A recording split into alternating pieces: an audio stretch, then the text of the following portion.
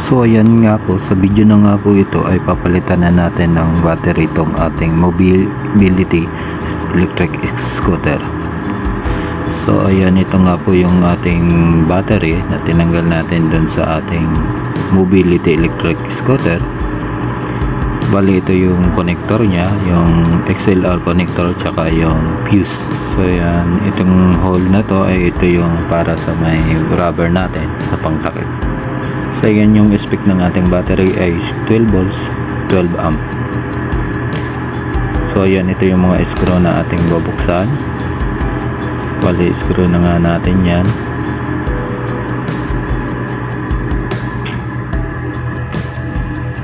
Gamit lang tayo dyan ng Phillips screw. So ayan, kumuha tayo ng digital tester para i-test muna natin kung ilang volts. Dito nga sa kanang side at saka kaliwang side ay negative side, kaliwa ay positive side. Yan makikita natin is 6 volts yung kanyang output. Bali wala na siya dun sa 24 volts dapat yung output niya. Ang capacity ay 12 ampere. Bali yung pinaka voltahe niya ay 6 volts na lang. Nagkakaroon na lang to na bawat isa ay 3 volts.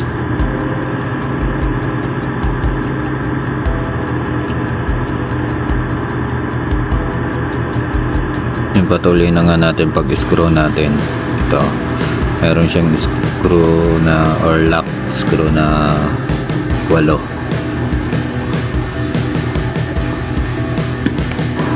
Yan, nabuksan na nga natin siya. Tataob ulit natin siya para matanggal yung takip. Bali merong dalawang battery to na 12 volts tsaka 12 amp. Ito yung rubber niya para makapigil, para hindi mag-alog-alog yung ating battery sa loob. Bali itong kulay na black is negative side, tapos yung kulay red na wire is positive side. Yung kulay blue naman sa ating battery ay negative side at kulay red naman sa ating battery ay positive side.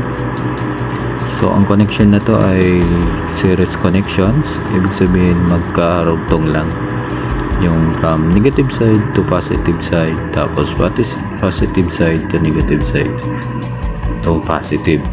Bali test natin. Yan, actual test to ng ating battery.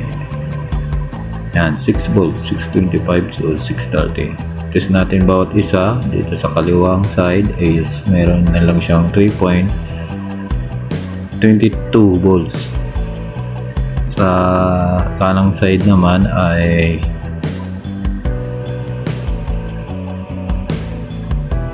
3.1 volts or 3.10 volts. So ayan, pag pinagsama mo siya kasi series connection, nagkakaroon nga siya ng 6.30 volts. Kaya yan, bali ito papalitan natin tong dalawang battery na to. So ayan, mayroon na nga tayo dyan previous video natin na unwrap ng ating battery na bali in-upgrade natin to siya sa from 12 volts 12 amp capacity to 12 volts 15 amp capacity. So yan, double check ko na nga lang yung wiring, saka tatanggalin natin yung mga wire na to and connection na yan. Tapos trinay din pala natin siya i-charge sa ating battery charger, yung may pang repair. So na-try natin yan, hindi na siya nag-charge. Ginawa natin dyan ay tinanggal muna natin yung connection sa mga fuse. Yan yung fuse natin na naka-connect lang, detachable connector. Yung battery na to is naka-screwed or treated connections. So yung tinuturo ko ay fuse yan. Just in case man magkaroon ng shortage, ano lang yung ating fuse. So yan, trinay ko nga siya i-charge at hindi naman siya nag-charge. Bali may separate video tayo dito sa pag-repair ng battery. Try ko lang kung mari-repair ko siya kung lalagyan natin ng distilled water, sasalinan natin ng distilled water or yung pure water distilled. May kasamang lead acid na water. Bali ito na yung ating bagong battery na chinarge na natin na 12 volts 15 amp 4.4 volts 13.4 volts.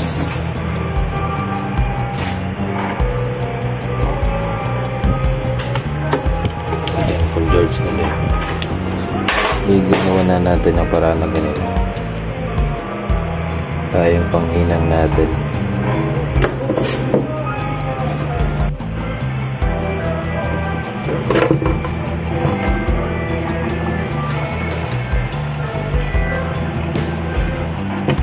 So ito yung bypass muna natin to. Tapos gagamit tayo nito. Since yung battery natin ganito yung connection. Ito buhanin natin to.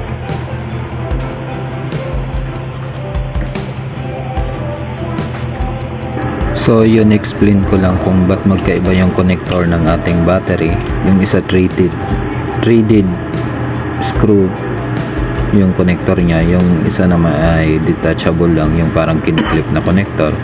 Nagkamali yung pinag-orderan natin na pinadala. Wala naman kasi sa option niya doon kung anong connector dapat, pero nagbase lang ako doon sa Shopee review kung ano yung mga pinapadala niya sa mga seller niya. Karamihan naman ng pinadala niya ay ganito, wala akong nakitang detachable, yung parang clip lang. So yun, kaya ginawa na lang natin ng adjustment. Yan, nag-convert na lang tayo ng wire, pinagtugtong natin yan. So para magawa ng paraan, kasi pag binalik natin matagal pa yan. So yun lang. Sige, tutanggal natin, ibat natin ito dito.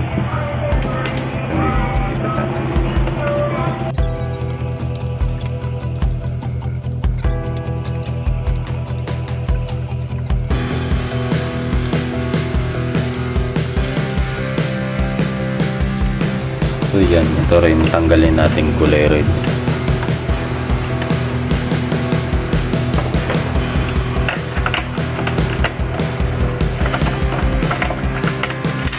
Palitan rin natin nung galing dun sa fuse itong kulay pala dito. Walang gagawin ko dyan, ibabypass natin yung fuse. Hindi muna natin kakabitan ng fuse kasi nagkamali nga dun sa battery, para naman masolusyonan natin yung battery nya, kasi ganun yung terminal, hindi threaded screw, hindi siya threaded. Kung ibabalik pa natin yan, matatagalan pa.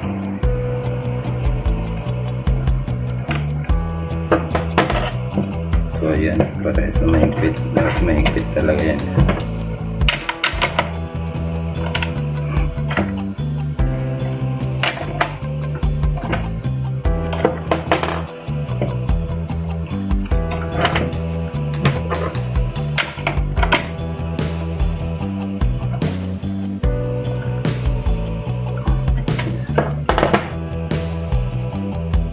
Tanggalin natin ang battery. Yan, ito hindi ko muna kinuha dyan muna. Tapos install natin ito.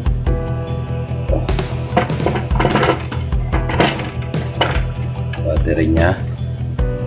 Nga pala, yung battery natin is upgraded na siya sa 15 amp. 15 amp, 12 volts 15 amp. Ito yung previous nya, 12 volts 12 amp. Ito 12 volts 15 amp.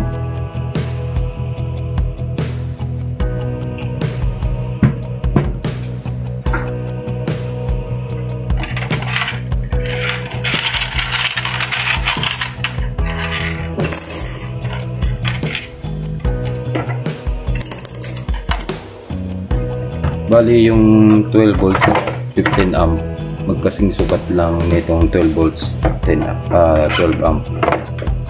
Kaya wala naman siyang problem dun sa ganun. So ito yung sinasabi ko na ginawa natin DIY para dito yan. Dito para naka-series sila, 12 volts parehas.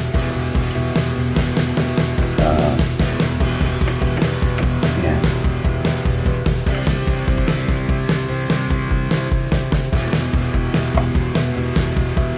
Naka-series yung connection nila. 12 volts, bali 24 volts ang supply niya. So ayusin lang natin yung mga wiring. Lalim ko lang ba? Lalim natin.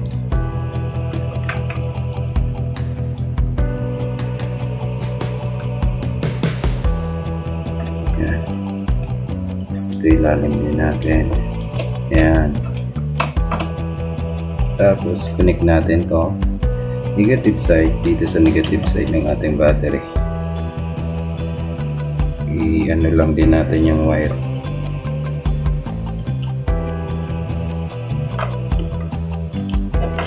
Yan.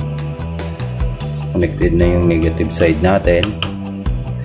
Positive side naman.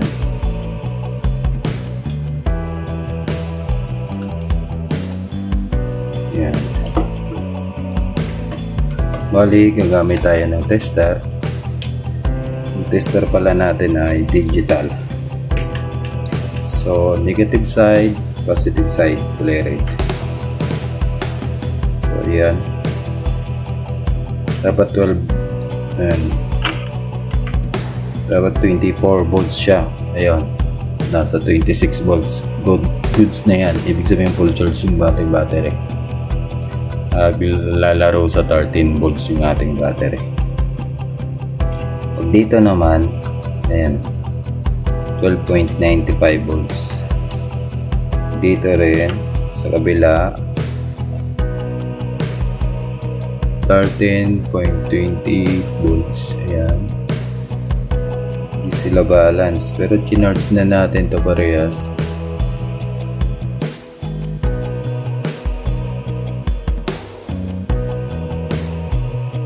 12.96. So ayan, okay lang yan, hindi sila balance kasi naka-series naman sila, hindi parallel.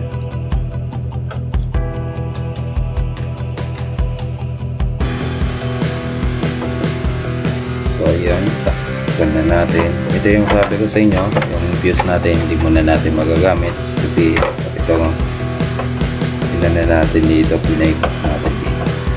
Ayan.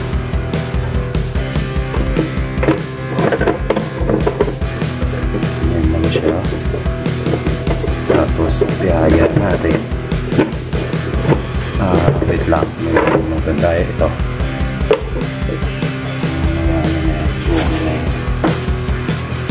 Para salak ng dito yan.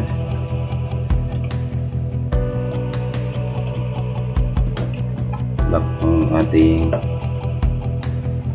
pwede rin pala dito ito para safety.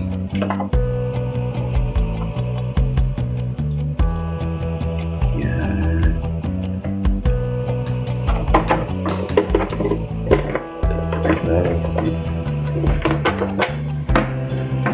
Ito, punasan lang natin ito para iwas ang kalawang.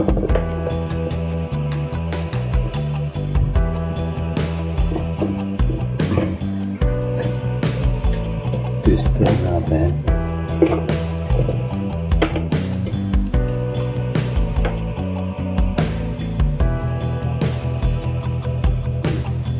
Ito 6 volts.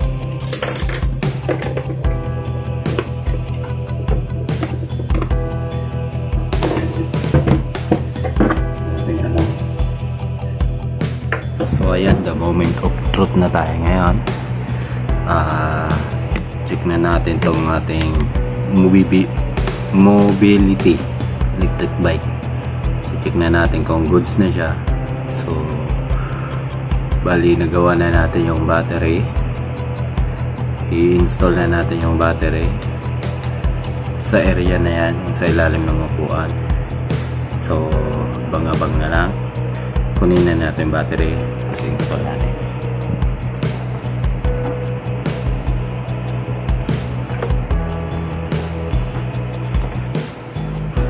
So ito yung battery nya na 24 volts 15 amp na.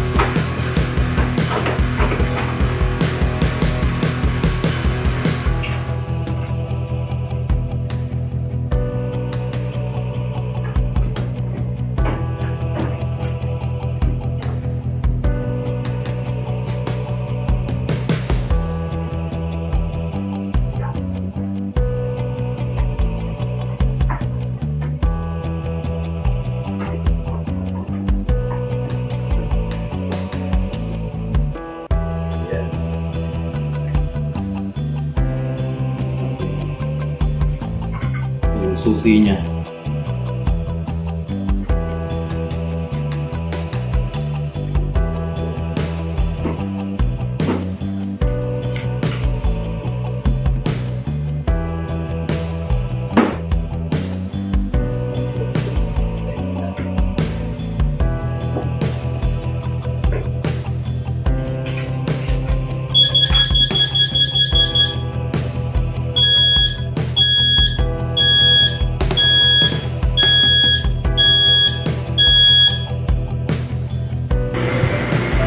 Mission failed.